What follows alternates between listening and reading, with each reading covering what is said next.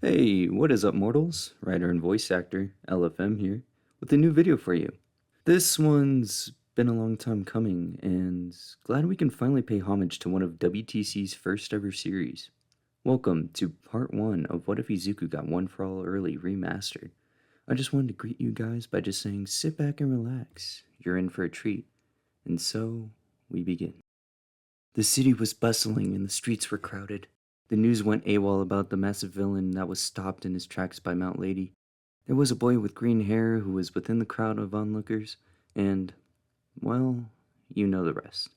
Hi, my name is Izuku Midoriya.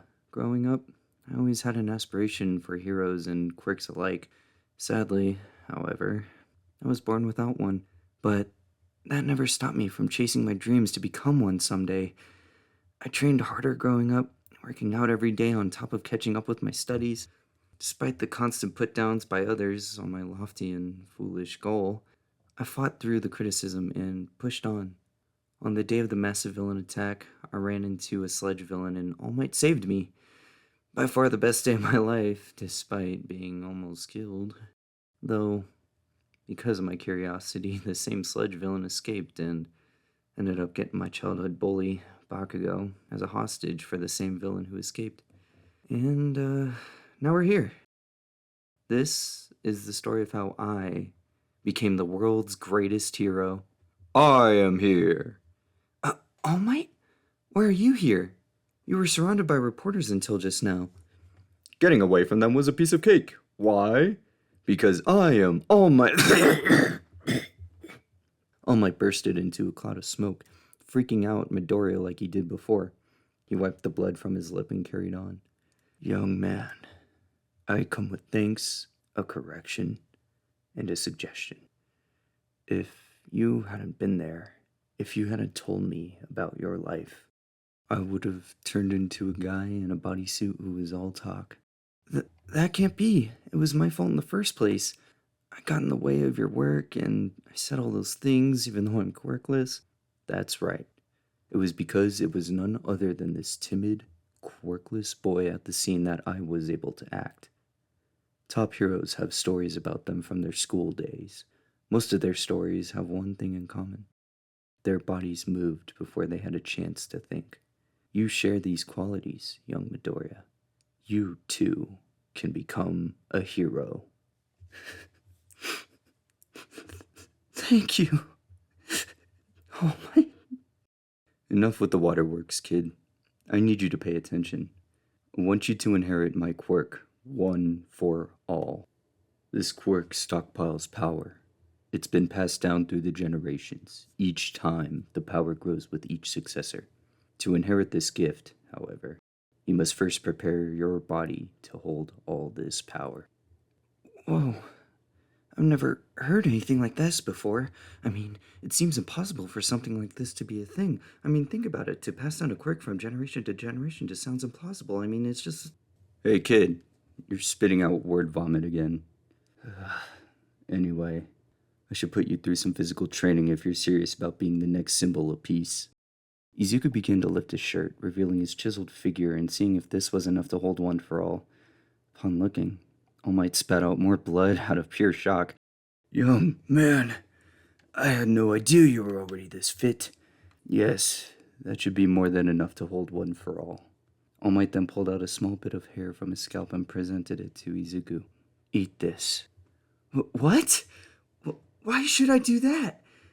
All Might got nervous as he scratched the back of his head with his other hand. Well, to gain my quirk, you must ingest some of my DNA. That's just how it works. Izuku ate the piece of hair grudgingly, however.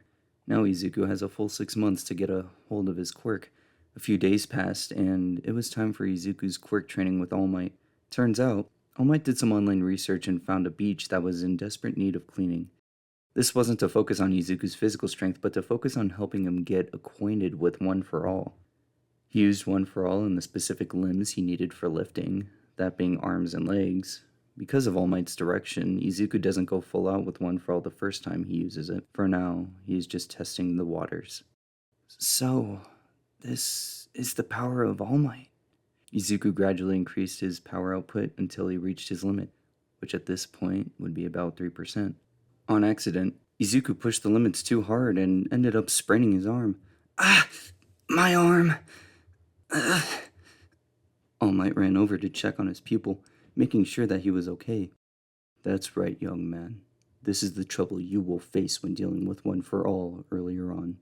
All Might decided to end the training for the day, giving Izuku some time to recover, since injuries during exercise can cause an opposite effect of their goal. Meanwhile, All Might went back to UA.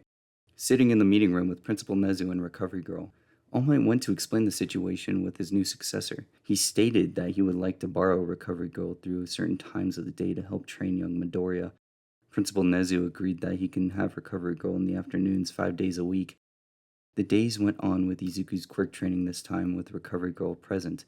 This allowed All Might to be more reckless with Izuku. Recovery Girl's job was to fix any wounds Izuku may sustain through his training. As the days went on, All Might spoke to the city council. He was able to make it so that Izuku could use his quirk in the cleanup of the beach. So, for the next 6 months, Izuku would be training his quirk by removing the built-up trash and junk from the beach. He would take his time with this, slowly pushing his limits.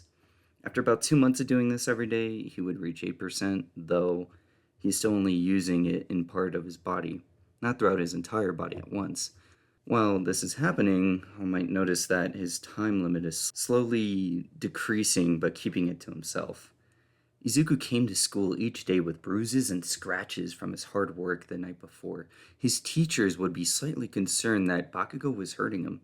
One day, a teacher would talk to him privately. Midoriya, has Bakugo been picking on you? Has he attacked you outside of class? Bakugo? Oh, no, nothing like that. I've been doing a lot of volunteer work, helping clean up the beach, trying to get into shape for the entrance exams. Well, okay. If anything does come up, feel free to talk to me or another teacher, alright? Izuku would agree and would head out for the day. The teacher would go and talk to Bakugo, asking him to keep a distance from Izuku and make sure that he would lay off him. Damn it, Deku! Lying to the teacher like that? I'll get you back for sure. Over the next few weeks, Bakugo would bully and terrorize Izuku more and more, before and after school. This would increase the tension between the two of them. Izuku knows that he has a quirk and could fight back at any time, and Bakugo thinks he is showing Izuku how much better he is than him. However, this would have the opposite effect than what Bakugo wants. It would cause Izuku to train even harder. Izuku wants to reach the same level as Bakugo so that one day he can surpass him. Speaking of surpassing your goals, let me take a few minutes to talk to you about a website called Skillshare. Have you ever wanted to learn how to do something out of the ordinary or interesting? Well, you can by taking classes online at Skillshare.com, which are taught by instructors and have their own class rosters. Heck, I learned how to juggle and make a PB&J sandwich the right way by using Skillshare. So, what are you waiting around for? There are dozens of online courses that you can take, ranging from physics all the way to finger painting. Be sure to check out for a referral link in the description after watching this video for a free 1-month trial courtesy of Skillshare. It's thanks to them that we can provide content to you guys as often as we do. So we thank Skillshare for sponsoring this video. Now, back to the video. By this point, it's been about 3 months. Izuku can now use 12%, and All Might thinks it's time for combat training. For combat training, we need to hold back as much as we can. Try just using 1%. In this training, Smile-Mouthed All Might noticed that Izuku isn't as agile as he should be. He sees that Izuku isn't using One for All throughout his whole body. Instead, he is using it in just focused areas. After one of their sparring matches, All Might points this out to Izuku. Izuku is confused at first, as this is how he has used One for All the whole time. All Might explains the quirk to him. Let the power flow through you. Izuku is shocked by this, realizing that if he allows One for All to flow through his whole body, he will be able to use the quirk more effectively, overall lowering his power output, but it will get rid of the major drawbacks of breaking his bones. Izuku spends the next few days practicing using the power evenly throughout his whole body. He noticed that it's weaker than when he uses it in one limb, but now Izuku is more agile. Because Izuku has access to 18%, he can still throw short and long range punches and kicks. It takes him a while to be able to have full cowl on without thinking about it. 4 months. He finished cleaning up the beach in 4 months. All Might got out of his car that morning wearing warmer clothes due to the seasonal change.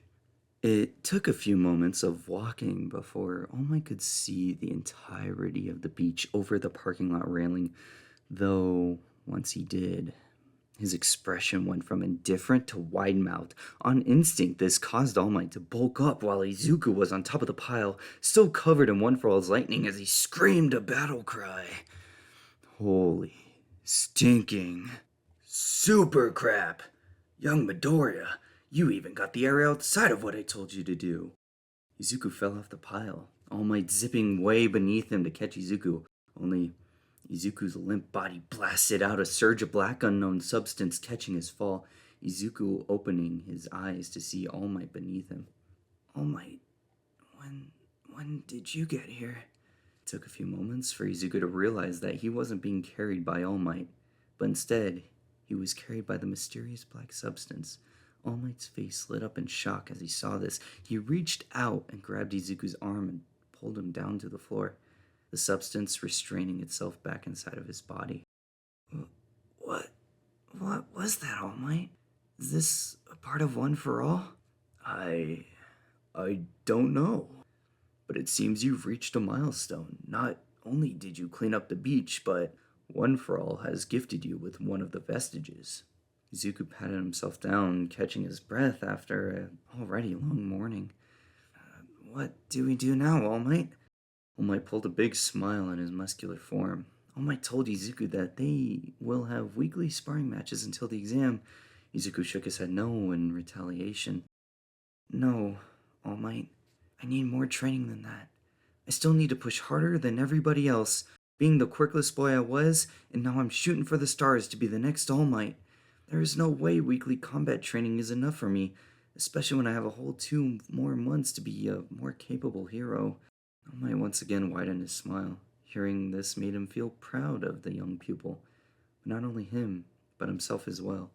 Proud of the fact that he chose the right person for this torch. All Might then went into the American Dream plan. This will be because Izuku needs to also focus on his studies from this point onward. His ability to use the quirk is there, he just needs to work on his marks to get into UA. A wavering fist raised, supported by sheer muscle. Winds coursed around the fist as it accelerated through the air until the arm was fully extended, causing the wind to blast out towards the helpless boy who could do nothing but absorb the vortex as he flew backwards.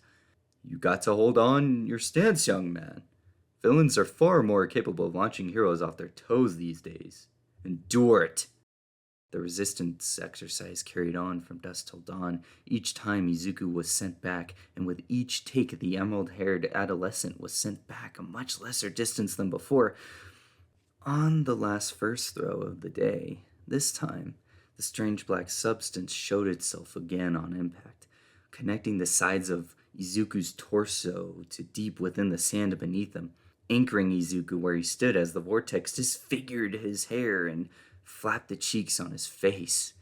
All Might and Izuku consecutively smiled at each other, and it earned him an extended exercise, switching the practice from self-anchoring to get a grasp of this new quirk. Alas, it never showed up again that day. He spends the rest of the time until the exam doing combat training and studying. He also practiced turning full cowl on and leaving it on for as long as he can. The first few times, he could last up to 3 hours at a time before his body locked up, though, unlike All Might, Izuku only needs 10 minutes to cool down again, which is where Izuku would turn it back on for another 3 hours as he sparred with All Might. Izuku would even do this outside the beach, leaving the quirk on in school or even while he's just at home, doing small exercises as well. This helped Izuku's body to adjust to the higher percentages of One For All, while increasing the time he can use. This kept up until Izuku could finally leave One For All on permanently, while at 20%. The time for the exam was upon them. All Might tells Izuku that he was proud of him for all the work he has put in and for how far he has come. He also lets Izuku know to give the exams his best, though Izuku still felt a sense of disaccomplishment. The mysterious other quirk never showed up again after the anchor training. The theory-based exam. Izuku did pretty well on this. Since he hadn't overworked his body, he was able to study without feeling so drained. He spent the end of the year just focused on studying since he finished cleaning the beach early.